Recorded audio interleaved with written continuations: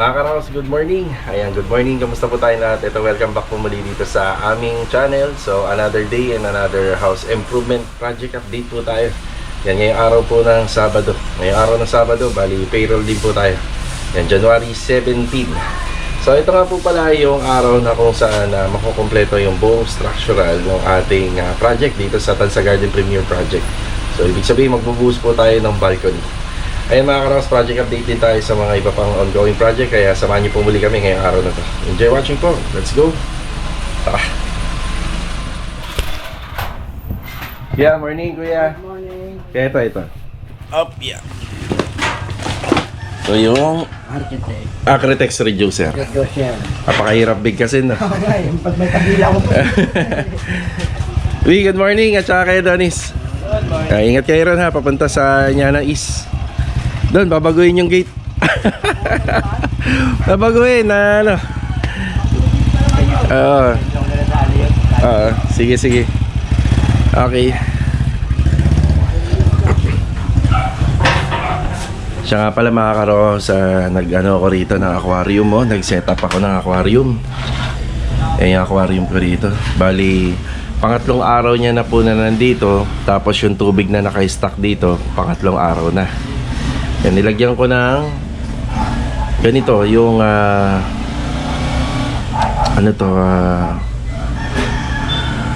anti-chlorine. Yan, bali ang nilagay ko yung isang ganito, yung kulay green yung takip niya. So, 10 gallons. Yan, 10 gallons po. Yan, bali ang gusto ko rito, goldfish. Yan, pwede na, goldfish. Yan, mamaya may laman na to. Sarap mag-alaga rin po ng isda. Yan o, maliit lang para kayang-kaya nating alagaan. Pag nasanay na tayo, pwede na tayong mas malaki pa. Parang ang ganda niyan dito. Papagawa ko sa tropa ng stand. Tapos dito medyo malaki. Ito yung una natin pinuntahan. Ayan, good morning sa mga client owner natin. Nandito tayo sa phase 3. Ayan, bali naghahakot na po kami ng mga kalat na galing po dito sa renovation natin. So bukas baka ma-turnover na po natin to. Ayan, si Kuya Dindo. Good morning po Kuya Dindo. Good morning. Ayan. Bilog, good morning. Good morning. Ayan, pinalilinis po natin kay Bilog na lang yung mga dugtungan ng bakal at saka yung hinges dito sa gate. Tapos tayo naman isa magpo-pull out at nagsisegregate na po tayo ng mga gamit po rito. Ito, kukunin po natin yan lahat. Yung mga karton, good news kasi nabibenta po namin to. Tapos ini-stock muna namin yan sa bodega kasi nagagamit namin yan na pangsapin sa tiles o kaya hindi naman pang cover po sa mga area, lalo na kapag finishing. So yan po yung assignment natin ngayon na matanggal po yung mga kalat dito. Pero yung mga inabutan natin dito, matagal na namin nilinis yan pero nagkakaroon pa rin po ng kalat. Kung kaya naman po natin kunin kagaya ng basura, isasama na natin yan, pero merong ring kasi ibang mga nagkakalat dyan. Ano kuya? Okay lang, may inaano. Sige. So ito bali bukas mata-turnover na natin to. Meron ilan na nga lang sa mga dapat pang ayusin dito. Tsaka dapat ikabit. Yan. Maraming sapatos niya. Marami doon sa taas. Okay, ayan na yung TV, yung ref, yung air fryer. Tapos nanggaling na rito sila Master Ryan kahapon. Yan, pero may huling alignment pa po sila. Yan. Meron pa tayong mga ipapa-align dito. Ayan o. Sa taas. So bukas aakitin na lang po natin yan. Tapos itong ilaw na to, may nakita akong mga mancha ng pintura pa. Ipapalinis natin. So may kortina na. Yeah, okay na tayo rito. Si Bilog mag-iingay pa yan. Magandang umaga sa pag-iingay. Tulog pa mga kapitbahay. Okay. Malinis na. Tinaran na lang natin yung yung sako ng basura. Yan, tiniran na lang po natin. Yan, okay na yan. Malinis na. Ikaw munang bahala rito, kuya. Ayan na. Ayan. Yung mga pinulout naman natin, hindi na natin kailangan dito. Okay na yan, maluwag na. Bali Kayang tapusin to mamayang hapon or bukas ng umaga. Turnover natin. Si Mulong na lang ang madumi. Baka dumi na ni Mulong. Yan na. Dumi na. Oh yeah. Tara.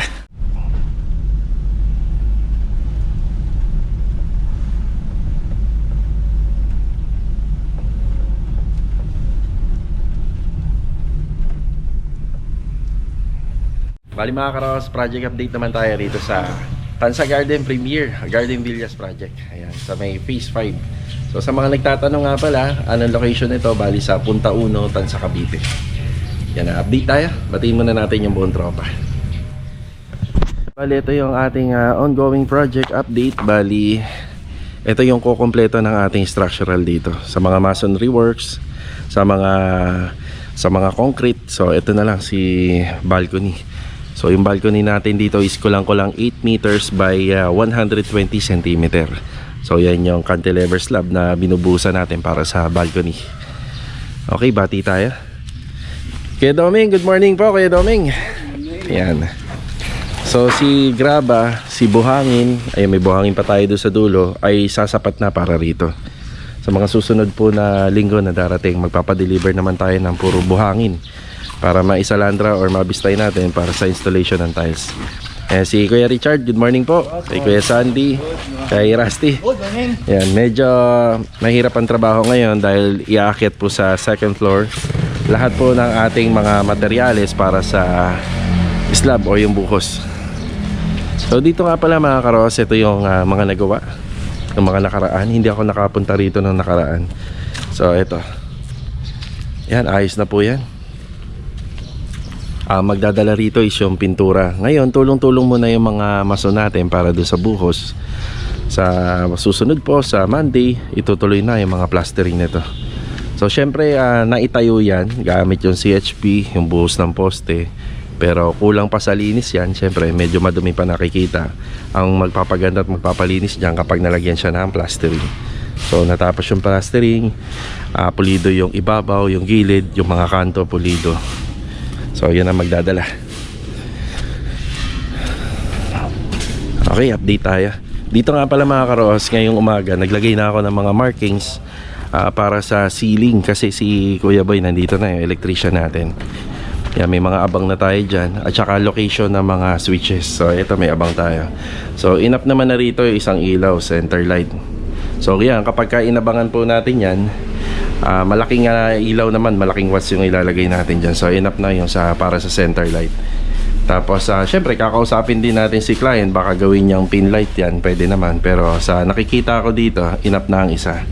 So sa switch button, gusto ko sana maglagay ng 3-way dito para dito sa balcony. Yan, pag sinabing 3-way, meron ta siya rito sa labas, meron din siya dun sa loob.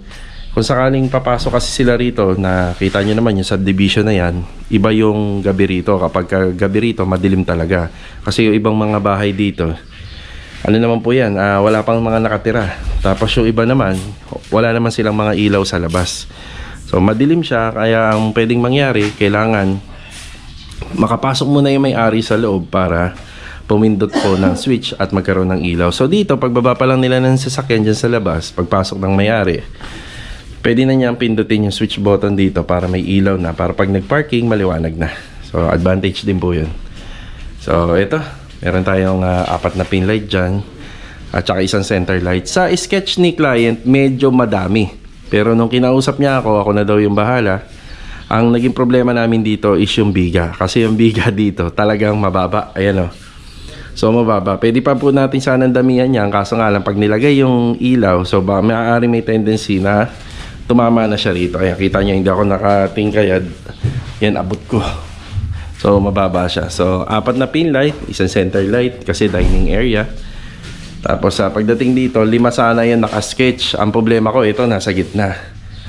Yan, kumbaga pagkatiningan kasi dito, ang ginawa ko isa pantay-pantay yung sukat. So 4 lang dito, pero medyo mataas naman po na wattage yung gagamitin natin para kahit pa paano maliwanag talaga. Feeling ko, hindi yung design ng Kisame dahil maraming ilaw ang habol nila. Ang alam ko, baka gusto nila medyo maliwanag. So pagdating po rito sa banda, may bar counter dito. Yan, may naka-prepare na tayo dyan. Bar counter, may pa-ilaw rito. Sa table, sa overhead, yan, may ilaw. Tapos dito, naglagay na rin po tayo ng pin light dyan. So, isa, yan, dalawa. Tapos meron dito sa pag-akyat. Mahalaga yan. Kasi itong part na to, baka maging medyo madilim na yan dahil medyo maraming structure na nakaharang. So, ito, naglagay tayo isa. Tapos, isang center light din, 4 na pin light dito. Baka yun ang habol nila, maliwanag.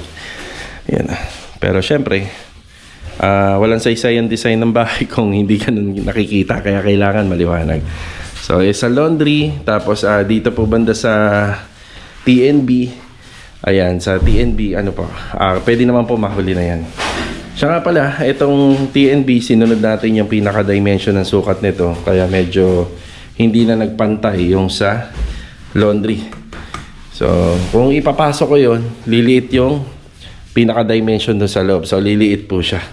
Kaya kailangan din po, kapag ka nag-CCHB wall tayo, yung tie beam na yan, yung biga, kailangan nandun po siya kasi meron niyang mga kinapitan na dowels na makakapagpatibay po ng ating asintada.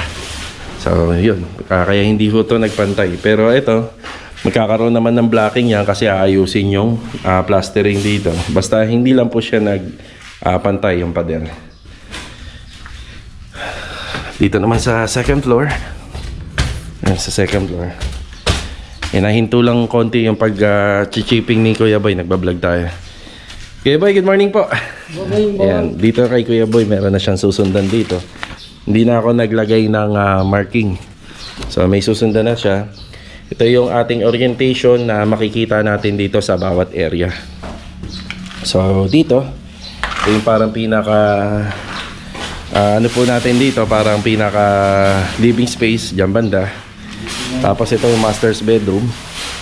Tapos may guest room doon, or pwede rin pong maging studio, yon doon banda. Tapos may vanity din, pinaka walking closet. Yan, walking closet pala, then dito yung vanity.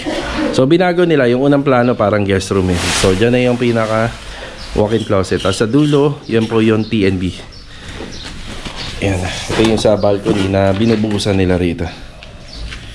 Pagkatapos sa socket, ayan, sa mga CO, ayan nandyan. Tapos dito naman ang kanyang mga lightning. So sa lightning niya, yan, may abang tayo rito. So 4 na pin light din yan. Tapos possible baka magkaroon pa dito ng isang wire na gumapang sa gitna. Yan, tapos dito may 2 pin light. Yan, nakikita naman natin enough na po yung mga nilalagay dito kasi medyo mataas na yung kisame compare sa baba. Tapos dito is 4 na pin light. 4 na pin light din sa vanity, yon may 2 pin light doon. Tapos 2 pin light naman doon sa may dito pala sa may sa may walk-in closet and sa vanity. Ayan. So 4 na pin light. So magdadala talaga dyan ilaw. Okay, bali ito na po yung binubuhusan nila. So nakaano tayo, yung conventional. So ibig sabihin, ito yung tradition na ginagamit natin noon. Hindi ho tayo naka steel deck. Ang dahilan natin, medyo mababa na ang kisame. Tapos ito nakadrop pa. So lagi natin natatandaan pag may mga floors, balcony, kailangan nakadrop siya. So nakadrop to ng mga 11 to 12 cm. So mas mababa siya. Just in case na mag-uulan-ulan, syempre dito lang yung tubig. Mataas na itong ating floor area. Ayan, bali yung sukalo, paikot. Imbis na CHB ang ginamit. So nagporma tayo para kahit papano, nakaano na po siya, naka-elevate na yung flooring natin dito. Ang ano po nito, ang purpose, yung tubig pagka tuwing umuulan, andito lang po siya sa part na to. Hindi na po siya gagapang papunta po rito kasi may sukalo na siya. May sarili na siyang sukalo. Ang i-absorb na lang niya is yung anggi. Tapos syempre dapat naka drip mold tayo rito. Ayan, may drip mold. So ito yan. Yung orange na yan, hinati sa gitna. Pinorma natin yan para kapag umulan, pag pumasok na siya dito sa pinakailalim, ayun, ending, may stopper na po siya. So itong halo namin ginagawa is may waterproofing na kagad siya nakasama. Unlike dun sa slab na ginagamitan ng steel deck, bali ano po yun, hindi po tayo naglalagay sa halo, sa ibabaw lang. Yan, nakakagalaw na tayo ng ano rito, ng paunti-unti kapag meron na po tayong slab na inaapakan dito.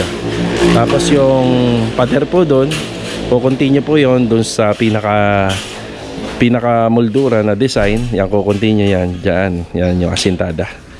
So magkakaroon pa po siya ng konting portion ng pader. Yan, meron na rin naman pong water line doon. Ayun yung tinuturo ko, tsaka yung floor drainage. Yung klibe, lahat ng tubig nag-umpisa rito, gagapang papunta po doon. Yung finish ng ibabaw nito, nung concrete topping niya, ang pinaka-finish nito, bali rough. Rough po siya kasi install lang po ito ng tiles.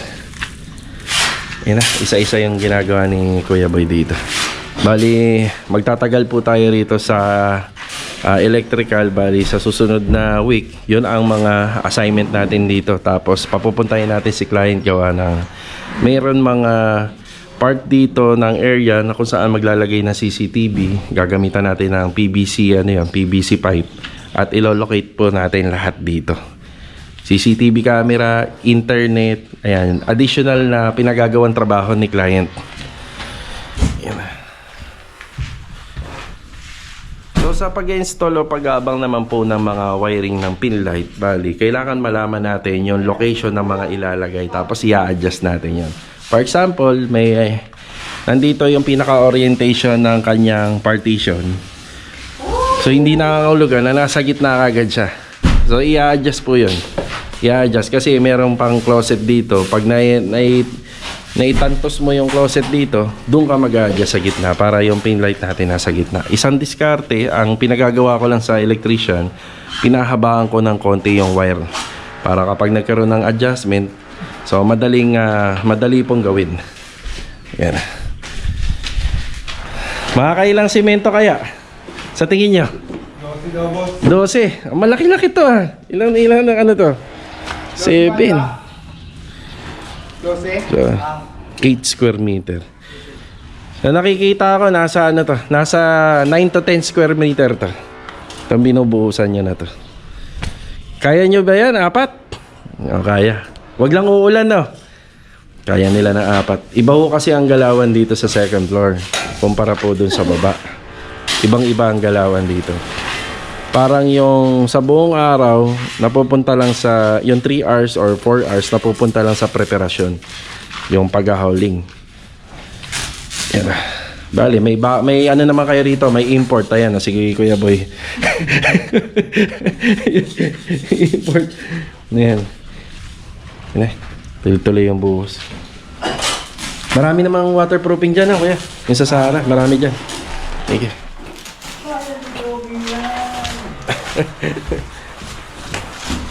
Mga veterans kasama natin dito. Mga veterano. Yan na. Yan, mga veterans. Kayang-kaya ba yan, Kuya Doming? Parang nanlalambot ka, Kuya. Ito.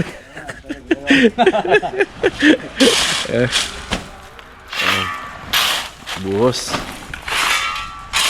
Napakatahimik dito sa Tansa Garden Premier Phase 5. Yan, tayo lang may naririnig naman ako nagchi-chipping. Marami pong gumagawa rito. Siguro sa tansya ko mga nasa 30 kami. Mga 30 gumagawa sa iba't ibang phase ng isang subdivision dito sa Tansa Garden Premier. Pero dito yung pinakatahimik. Ayan o. Kanina pa ako nag-vlog pero wala po kayo masyadong naririnig na ingay. Yan ang update. Halos matatapos na po tayo dyan sa structural natin. So pag natapos na yan, move na tayo sa finishing stage. So ginagawa na ni Kuya Boy, hinahabol niya na yung mga electrical. After ng electrical, ceiling, tapos fabrication ng stairs papunta dun sa taas para may pakita ko na rin po sa inyo kung ano yung tsura dun sa taas. Okay?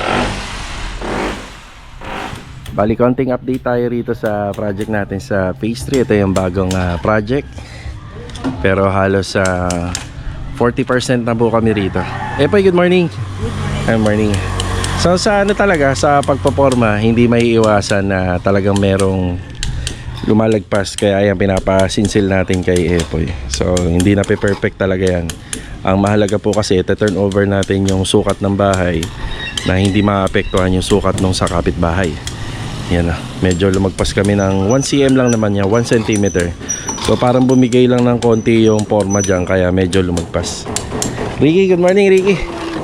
Ayan, bali ang diskarte at technique ni Ricky na ginagawa rito is pinalitadahan niya muna, no? So nasa hulog naman yan lahat na, Rick. Sa hulog, tas pantay-pantay. Decostone kasi. Yan, Oo, tiles con tiles. Pwede, diretso. Decostone kasi yung ano. So hindi niya magiging reference dito yung Decostone. Ang mangyayari, kailangan formado muna yung poste bago niya installan ng Decostone. So kukuha ng reference sa pag-install ng Decostone doon sa poste. So ayusin po lahat yan. Yan. Palitada. Plastering. Yan. Tapos dito naman yung installation ng tiles.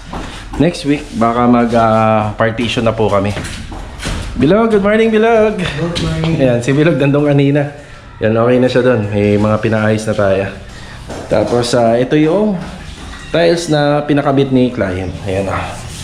Ayan. So, ganda. Matte finish siya. Tapos dito magkakaroon ng partition. So, dito nga pala, hinayaan na lang namin na ganito. Gawa na maglalagay naman po tayo ng metal studs dyan. Matatakpan siya. So, hanggang dito, para makompleto ni Bilog, ginawa niya na po yung pinakasukalo. So, kailangan po yung pinakasukalo rito isa maayos na. Kaya gaya nito, maayos na yung sukalo nito. Tapos, dadaan pa po ito sa waterproofing. Then, aayusin pa yung mga linya. So, kailangan gawa sa buhos. Kasi, syempre, nandito yung kwarto. Inabutan naman na natin na yung pinaka-floor area is, ano na po siya, gawa na. Kasi kung may plano dapat dito, bago pa lang, naka-elevate na, naka-drop na. So, ang mangyayari, medyo naka-drop naman na po yan kasi medyo mataas na po itong tiles natin dito sa pinaka-floor area rito. Yan na. Tapos, i-epoxy pa po yan. Nalog, no? Epoxy muna yung gilid niya, no? Bago i-waterproofing. Pero kailangan, no? Malinis na.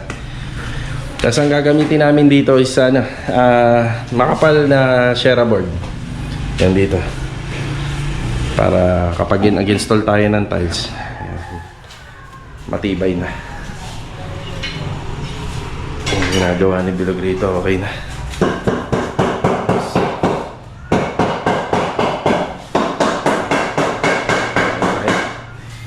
Ayan mga karos, mag-asikaso muna tayo ng payroll. Okay, payroll. Kalat ng ating lamesa. Bili na po kayo itlog.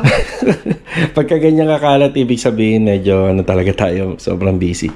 May nagpapa-shoutout pala, no? Joy, si Ma'am Christina dito sa Phase 6, pakibati naman. Ayan, no? Yan. Hi Ma'am Christina, shoutout po sa inyo. Ingat po kayo palagi dyan. Ayun, no? Ayan, Ma'am Christina, God bless. Magkikita rin po tayo once na turnover po yung unit niya rito sa Lumina Homes sa Phase 6. Yan, gagawa lang po kami ng payroll. Then, update na po ulit tayo rito sa Tansa Garden Premier Project natin. Payroll muna. Bale, ito mga karosa, balik tayo rito sa Tansa Garden Premier Project. So, meron nga po pala tayo mga sasagutin na ilan sa mga nag-comment. Baka sa susunod na vlog na lang. Yan, ito, project update tayo. Ihabol ko nga lang po pala doon sa mga nagko-comment po pala para hindi na ako kayo mahirapan. Laguna, Batangas, Manila, Quezon City, sobrang layo po niyan.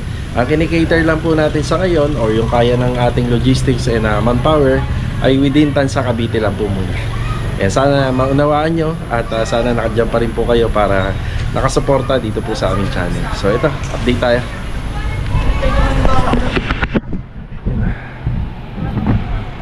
Ayan, nakaschedule ngayon, hakot Panambak. Pero babalikan na lang po ata nila itong ating panambak dito. Ngayon na ba? Ngayon kayo mag-aakat? Mamaya. Sige. Mamaya ha. Sige. Ngayon na, pero pauwi na rin kami. Magpapasahod kami. Alam ni Aris, tanong mo na lang. Sige. Okay, papa-schedule na rin po natin to dahil wala naman na pong pagpupuntahan yung panambak natin. So hindi naman na natin yung matatambak sa floor area. Ayan, nakakatapos lang po nila magbuhos dito. So halos kompleto na po yung mga structural natin. More on, puro plastering na lang. Yan na lang ang tatapusin dyan. Yan, kamustahin natin bago tayo matapos itong araw na to. Papasahod tayo mamaya. Yan. Huwag tuto ka amin lang yun. Yan na. Ayun na, si kaso ni Kuya Boy. Yan. Okay. Ayos. Saan ang takbo ng klibi niya, Kuya? Pabalik ba rito? Baka pabalik dito yan. Doon. Bagay, may tinatawag naman tayong concrete topping pa. Tsaka may ano po yan, may tiles. Yan, naka-tiles po yan. May sa balcony. So, anong araw bukas? Linggo. Yan na. Daw, baklas. 20 days ang baklas. Grabe ah. Parang napakalaki nito. 20 days. 1 week, kaya na to ng 1 week. 1 week kasi hindi naman po malaki yung lapad niya. Mahaba lang. So pag conventional kasi mas matagal po siya compared dun sa steel deck. So matagal yung kanyang curing. Siguro pag babawas-bawasan pero yung tukod nandun pa rin. Ayan. Sidings pwede na po yan sa Monday. Tapos sa bukas baka pumunta na lang ako rito para diligan tuto. Pero kung mag-uulan-ulan bukas, yan bonus yun, blessing. Ayan, ito yung update dito sa balcony natin. Dito sa Tansa Garden Premier Project. Ayan yung cantilever slab na binubuhusan natin dito. So ang mixture po ng buhos nito isa 1, 2, 3 pa rin. Hindi naman tayo nagbago. Yan, kung ano yung original na buhos natin dito, ganun din naman po rito banda. Ayan. Ayos.